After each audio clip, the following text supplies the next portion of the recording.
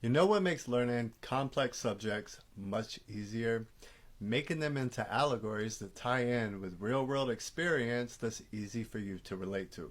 So, for example, if you want to understand how your physical brain handles emotions and how that affects your everyday life experiences, well, picture this.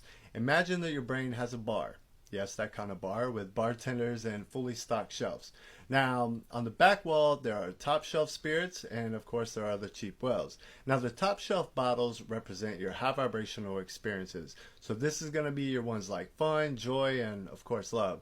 But the cheap well bottles, as we all know, will get the job done, but they'll leave you with an existential hangover the next day. And these represent your low vibrational experiences, such as fear, lack, and the forbidden sadness. But here's the thing, every emotion that you have that is a result of the way you feel about the experiences you had is what places the order for the bartenders to mix up the chemicals and the hormones that create your reality. Now, emotions run the world of experience, and ultimately that's what controls your reality. Emotion and energy is what emotion is. And it's understood that the human being is an energy being, and the only energy that you manage is emotional energy. That's it. That's the energy that you are. So everything else is out of your control, generally speaking. But no emotion, no co-creation. Thoughts become things, as we all know, and quantum physics sum this up nicely with the double slit experiment. We just like to overcomplicate things as humans.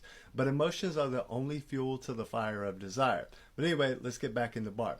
Now that we understand the significance of emotions, your emotions are how to place the order for whatever cocktail of experience that you were going to have with the chemical bartenders that exist in the limbic lounge. Now, this is the part of the brain where emotions are handled. It's otherwise just known as the limbic system. And this consists of AMY, the amygdala, HIP, the hippocampus, and HYPE, the hypothalamus. These are the chemical bartenders, and they run the show of the lower or the reptilian mind. Now, you can even kind of think of them as gatekeepers to Neo, who resides in the neocortex, because it's all tied together. But all that to say, if you want to understand emotional mastery, you should probably start with the things that actually handle the emotions and learn how to deal with them on their own terms. This is how things work in both the ethereal and the material realms. Now, the only disconnect between science and the spiritual community is the limited mind that's dealing with them as if they are two separate things to begin with, because they are most certainly not. But this type of explanation is exactly what you will find in my new book, The Brain Bar and the Chemical Bartenders. You can check out penetraliaexperience.com if you want to dive a little bit more into the work that I actually do, which is creating custom experiences to teach a person how to walk their own journey of self-discovery. And what I do is very different than anything that is available on this planet. I also make some really kick-ass journey journals that cover all types of things, like this one here for tracking planetary energies, this one for your dreams.